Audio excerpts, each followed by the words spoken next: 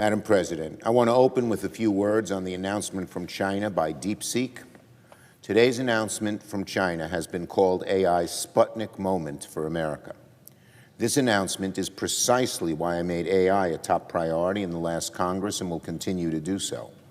Our competitors are going to use every single opportunity to overtake the United States' lead on the technologies of the future, particularly AI.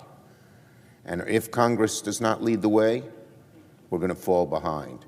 So I hope our bipartisan efforts on AI, which made some progress last year, will continue and even in a more robust way this year. Next, on the price of eggs.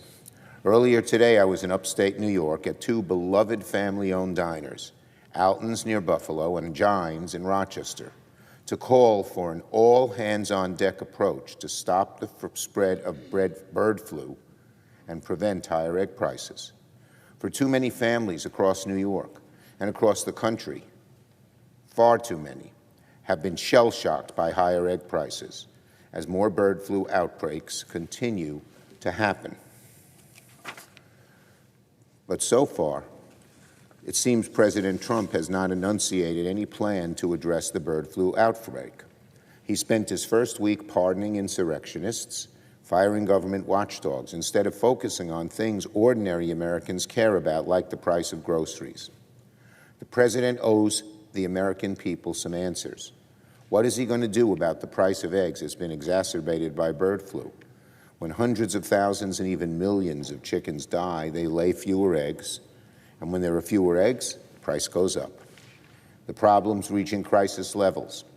In November, a dozen eggs cost approximately $4 at a grocery store in New York, already too high. It used to be $2 a year earlier. Now, that same dozen eggs costs $6. And experts believe that the price of eggs could increase as much as 20% more this year if outbreaks continue, meaning that the same dozen eggs would be $8. Every day we hear about the spread of bird flu. Last week, farmers on Long Island had to slaughter 100,000 ducks. Long Island's one of the duck-producing capitals of the country, in response to another outbreak. So, President Trump, what's your plan to stop the spread of bird flu? The more bird flu spreads, the higher egg prices will go, and the less money in people's pockets for rent and gas and other expenses. We need some action. Now, luckily, we have some resources available. Last year, I helped secure over $300 million in federal funding ahead of the new administration to keep the government laser-focused on ending the bird flu crisis. And should the $300 million prove insufficient, I'll keep working in a bipartisan way to push for more federal resources in the upcoming budget negotiation. One thing is certain, we have a lot of budget cutters out there, none with a sharper axe than Russell Vought. The Trump administration and Mr. Vought should not try to impound these congressional-approved funds, because we know Mr. Vought wants to impound in many, many places and not spend money that's needed. And this is a small but classic example of how the federal government's action, not inaction, can get your prices lower. Real action, spending the $300 million that we put in the budget in December, and more funds if needed, can reduce bird flu. The Department of Agriculture knows how to do it, can help farmers reduce the bird flu in their flocks, and get our prices of eggs back down again. Let's get to work. The money is there and ready to be used. We need the federal government to work overtime with experts in the coming months to keep the outbreak in check and keep grocery prices in check for families. Now on the IGs. Last Friday, while most Americans were asleep, President Trump conducted a midnight massacre of many of the federal government's nonpartisan, independent watchdogs. The president did not notify the Congress of his decision, as is required by law. The president did not offer any substantive explanation for these firings. Instead, the president simply said these positions were, quote, terminated effective immediately. This is a chilling, potentially unlawful decision by the president. It's a reminder that if there's anything President Trump fears most, it's accountability. He likes to talk about one thing and then another, and then doesn't like to be held accountable.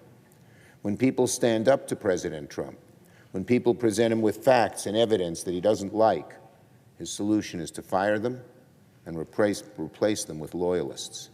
I fear that this is what will happen here. Purging the government of its independent watchdogs begs an obvious question. What is the president trying to hide? What does the president not want the American people to see? Does the president want to avoid accountability for impoundment of congressional-approved funding? Does he want to hold up foreign aid as blackmail without getting caught? Does he want to eliminate scrutiny of improper government contracts? An independent inspector general could prevent many of these abuses. An inspector general's job can be boiled down to two words: transparency and accountability. That is what President Trump is apparently afraid of. But it's something most Americans want to have in their government. January 6th. For all the talk President Trump does about standing up for law and order, he spent the first few days in office doing the opposite, pardoning lawless rioters who invaded the Capitol and attacked police officers on January 6th. Today, I'm joining all 47 of my Senate Democratic colleagues in introducing a resolution condemning the pardon of individuals who were found guilty of assaulting Capitol police officers on January 6th. Senator Murray will seek passage of this resolution this week. I hope our Republican colleagues join us in condemning these pardons. Many of them saw the violence of January 6th firsthand. I did. This should be an easy resolution to pass. By handing out these pardons to convicted criminals, President Trump is effectively saying, you want to attack our brave police officers? That's okay, you're exonerated. The president is saying, you want to try and thwart our democracy? Fine by me. The president is saying, want to break the law and engage in political violence? Be my guest. One individual who received a pardon, listen to this, one individual who received a pardon was convicted of seditious conspiracy. A few days after the attack, he said, quote, his only regret is that they should have brought rifles, unquote. That man is being pardoned. What a disgrace. To repeat, his only regret is that they should have brought rifles, and President Trump pardoned him? Who could believe that? Who could believe in America that would happen? A few years back, no one would even imagine it. That's in some ways how our country has deteriorated, with President Trump doing what he's doing. The people who invaded the Capitol on January 6th, whether they engaged in violence or not, committed a very serious crime. There's no gray area here, especially not when it comes to people who attack police officers. The pardons must be condemned by the Senate, and Democrats will try to do that through our resolution this week. On nominations, this week, 3 of the president's most controversial nominees will testify before Senate committees: Kash Patel, Tulsi Gabbard, and Robert Kennedy, Jr. All 3 nominees have deeply troubling backgrounds and equally troubling views. If Pete Hegseth's nomination process was any indication, these controversial nominees can expect to face immense scrutiny from both sides of the aisle and from the American people. Americans deserve to know, will the Trump administration strengthen our health and security or strengthen big drug companies and pseudoscience? Mr. Kennedy's hearing will give us answers. Also, we have to know from Mr. Kennedy, does he want to eliminate life-saving vaccines that have saved the lives and the health of so many millions of children in the United States and around the globe? Americans also deserve to know, will the FBI focus on public safety and rule of law or focus on Donald Trump's personal grievances? Mr. Patel and his hearing will give us answers. Americans need to know, will the Trump administration protect us from foreign adversaries and deal in truth and facts when it comes to classified intelligences? If there is ever a need for a fact-based agency, it's the intelligence agencies which gather information that keep us safe. Or will these agencies be turned to give shelter to conspiracy and misinformation in our intelligence? Ms. Gabbard's hearing will give us some very important answers here. The people entrusted to oversee matters of public health and law enforcement and classified intelligence should be beyond reproach. Their qualifications should not be in doubt. But President Trump has seemed to choose 3 deeply unqualified, deeply untrustworthy individuals to these positions. Like Mr. Hegseth, it's hard to imagine that they're the best for the job or even close to it. Holocaust Remembrance Day. Today is International Holocaust Remembrance Day. We commemorate it because it was the 80th anniversary of the liberation of the few Jews who survived and were imprisoned at Auschwitz. Never again can we allow anti-Semitism or any other form of hatred to fester and grow the way we saw during the Nazi regime. We must always tell the truth about what happened to the Jewish people 80 years ago. We can never allow history to be forgotten, shunned, or deliberately erased. It saddens me this year.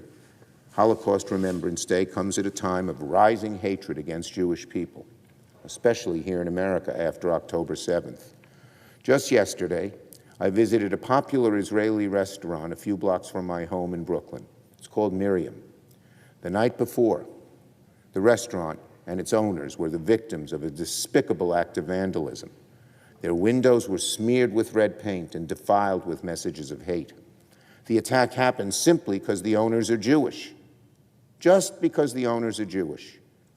That is anti-Semitism, pure and simple, and we must condemn it together, forcefully. As ugly as this incident was, I was inspired by how the owners of the community and the community responded. They chose to leave the vandalism up for a day so that people in the media could see the dangers of letting anti-Semitism gain strength. Many in the area stopped by for lunch, offered to help with the cleanup, or just shared in a message of support. I went and visited the restaurant in the evening with an order to go. That is the best, that is New York at its best, when these neighbors look after each other in the face of hate. We must never, never fail to condemn anti-Semitism wherever or whenever it rears its ugly head. It comes now in many new dimensions. Some people seem impervious to things that seem to many Jewish people outright anti-Semitic. We have to be so vigilant. That's the best way to honor what Holocaust Remembrance Day represents. I yield the floor. Note the absence of a quorum. The clerk will call the roll. Ms. Alston-Brooks.